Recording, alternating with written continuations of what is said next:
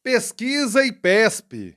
XP e PESP. A XP não quer mais se vincular à pesquisa? Então vamos lá. Pesquisa e PESP divulgada hoje mostra um cenário em que estão falando em recuperação de Bolsonaro.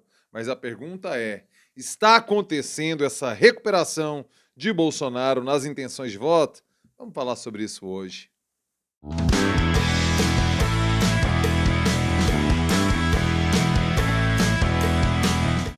Fala aí, rapaziada! Tudo beleza? Bora gravar o vídeo de hoje, sexta-feira, dia 11 de março de 2022. Eu começo convidando você, com toda humildade, tentando ser o mais simpático possível, tudo aquilo que dou conta ao menos, pedindo para que você inscreva-se aqui no canal. Sim, meu filho, sim, minha filha, clique no sininho e ative as notificações. Inscrição feita, notificação ativada, pô, é assim que eu gosto. Obrigado de coração! Valeu mesmo a todas e todos que estão sempre por aqui. Vocês são incríveis e eu não me canso de agradecê-los. Muito obrigado mesmo. Bora lá. Pesquisa XP e PESP, ops, e PESP. Pesquisa e PESP divulgada hoje trouxe alguns números que precisamos refletir aqui, porque estão vendendo algo, a recuperação de Bolsonaro. Eu vejo aqui a matéria, eu gosto muito da coluna, inclusive, dele, do Guilherme Amado, no portal Metrópolis, cuja a chamada é: Bolsonaro diminui distância de Lula para 15 pontos percentuais em pesquisa e PESP.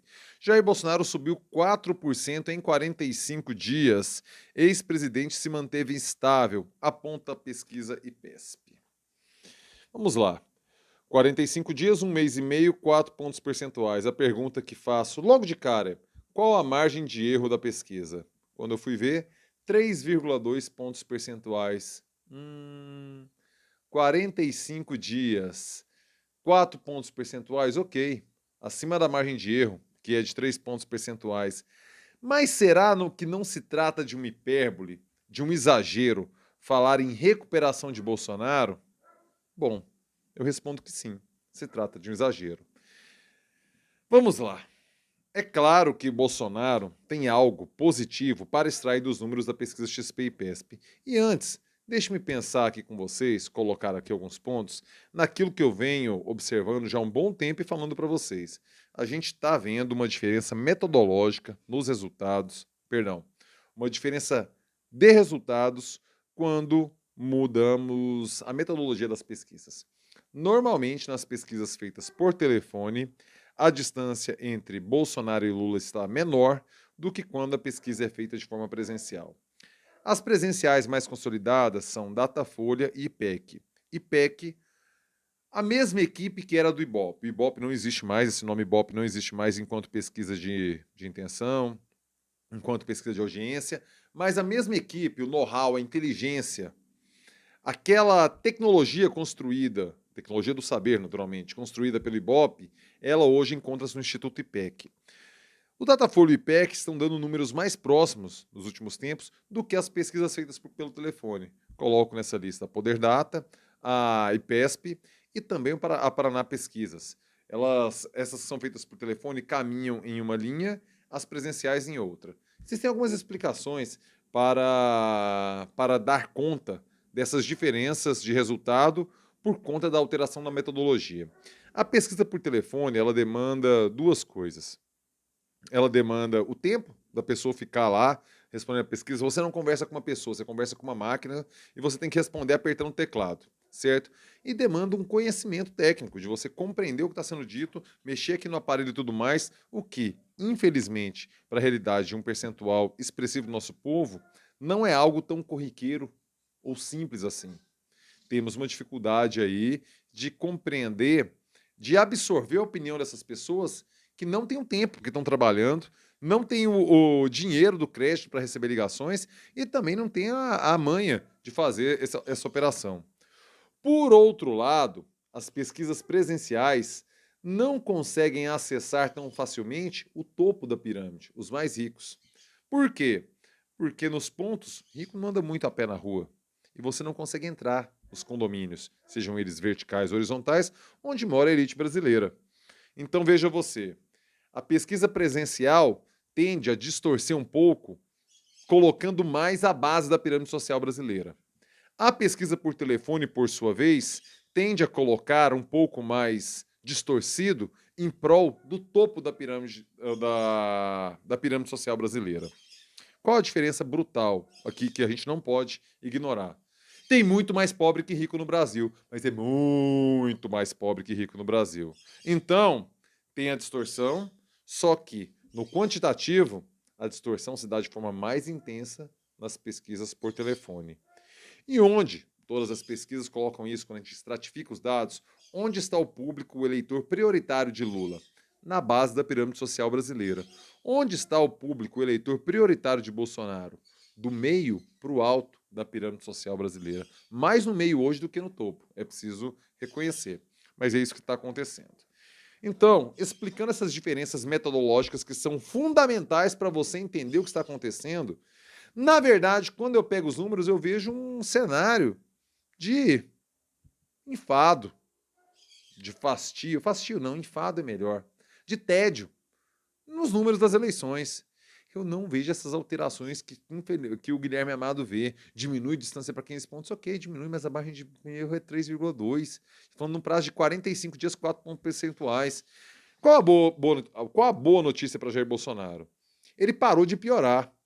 E para quem vinha lentamente ladeira abaixo, como era o caso de Bolsonaro, é uma boa notícia. Seu time está perdendo, ele para de perder e passa a empatar, não é uma boa notícia? Evidente que sim. É para comemorar a vitória? Não. Não. Seu time está tomando um gol a cada 10 minutos. O jogo está 3-0, ele para de tomar gol e chega no segundo tempo com 3-1. É uma boa notícia? Pô, é uma boa notícia. Tomou 1-0 nos 10 minutos, tomou 2-0 nos 20 minutos, tomou 3-0 nos 30 minutos. Não tomou mais gol. E no finalzinho do primeiro tempo fez um gol, vai começar o segundo tempo com 3-1. É uma boa notícia? É uma boa notícia. É uma boa notícia. É suficiente para os 3 pontos? Não, não é.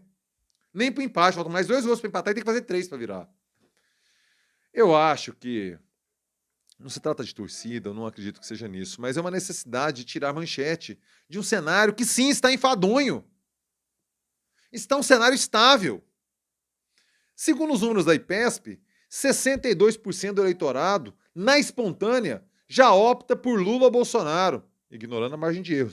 Sempre lembrando, podemos jogar 3,2 pontos percentuais para cima e para baixo.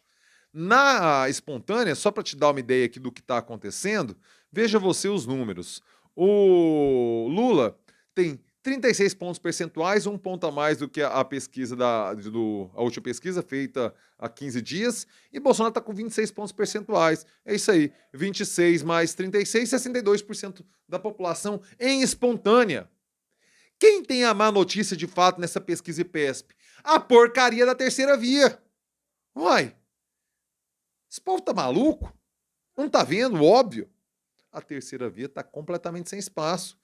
Quando você pega a espontânea, todos os outros candidatos, aquela enxurrada de candidatos chamada terceira via, tem 10 pontos percentuais. Bolsonaro tem 26, Lula tem 36.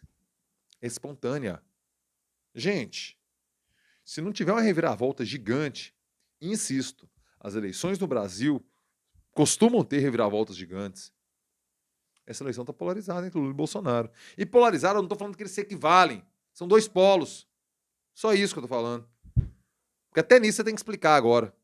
A cretinice da análise é tamanha que, pelo amor de Deus, é difícil. Vamos aos números de primeiro turno. Certo? Lula tem 43 pontos percentuais, o mesmo índice do último levantamento. Bolsonaro tem 28 pontos percentuais, 2 pontos percentuais acima do último levantamento, o que não tira da margem de erro, de 3,2 pontos percentuais. Ciro Gomes tem 8 pontos percentuais, 1 ponto acima do último levantamento, o que também não tira da margem de erro. Moro, 8%, mesma coisa. Dória, 3%, mesma coisa. Tebet, 1%, mesma coisa. Leite, 1%, mesma coisa. Janones, 1%, a mesma coisa. Branco, nulos e não sabem, 7%, a mesma coisa. Cara, tá um índice baixo demais de branco, nulo e não sabem. Pensar que a gente está 6 meses e meio das eleições ainda. E não responderam, 2 pontos percentuais. Segundo turno, cenário de segundo turno, Lula tem 53 pontos percentuais, Bolsonaro tem 33 pontos percentuais, 20 pontos de diferença no segundo turno. Um a menos para o Lula, um a mais para o Bolsonaro perante o último levantamento. Tudo dentro da margem de erro. Vocês estão querendo tirar uma notícia disso aqui? Beleza, eu sou jornalista, eu sei que a gente tem que enxugar, tirar leite de pedra muitas vezes para tirar chamada, para tirar manchete. Mas calma aí, daí falar de uma recuperação de Bolsonaro, vai lá. Parou de piorar. É uma boa notícia para Bolsonaro. Mas daí, para pular, para falar de uma recuperação, me aparenta um exercício de tentar tirar notícia de onde de fato, rapaziada, não tem novidade. A pesquisa vem em cenário estável. E, vá lá, a coisa mais fácil para um jornalista, para um analista, para alguém que se propõe esse tipo de debate que eu faço com você aqui no YouTube, a forma mais fácil de queimar o filme é tentar prever o futuro. Porque você acaba com sua credibilidade fácil. Mas, presta atenção no que eu vou falar aqui. Se não acontecer algo extremamente extraordinário, extremamente mesmo, tipo um avião cair, tipo uma facada, tipo, mano, vamos colocar tragédia, não, vamos colocar causas naturais, um infarto, uma desistência improvável, porque alguém se descobriu, se viu com uma doença incurável, um câncer, Deus me livre. Esse cenário tende a permanecer assim até julho e agosto, rapaziada. Agosto é que pode ter alguma novidade.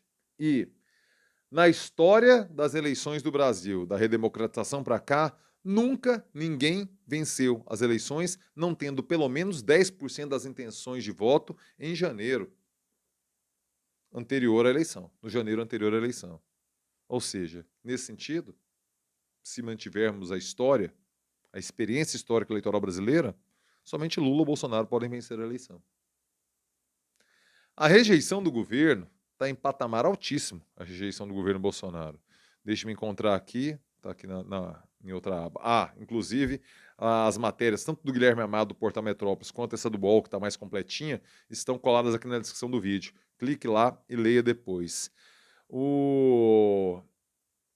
Ai, gente, eu perdi a rejeição. Aqui, a avaliação do governo, certo? 52% das pessoas avaliam o governo como ruim e péssimo, 27% avaliam o governo como ótimo e bom, 20% regular. Não sabe 1%. Ah, beleza, mas como é que está a curva? Bom, o levantamento anterior mostrou 53 pontos percentuais que reprovavam, 52 para 53 está dentro da margem de erro. Aprovavam 27% agora, antes eram 25 pontos percentuais, ainda dentro da margem de erro. O regular, que agora é 20, antes era 21, dentro da margem de erro. Tá um cenário de tédio, de enfado, de consolidação das opiniões do que pensa o eleitor para o pleito de outubro. A desaprovação do governo, que aí é cabal, assim, aprova ou desaprova, não é ruim, não é péssimo, ruim, regular, bom e ótimo. Tem 5 graus. Não. Agora, aprova ou desaprova? Desaprova 63%, aprova 32%. O que a gente vê aqui? Que o regular se divide. Entendeu?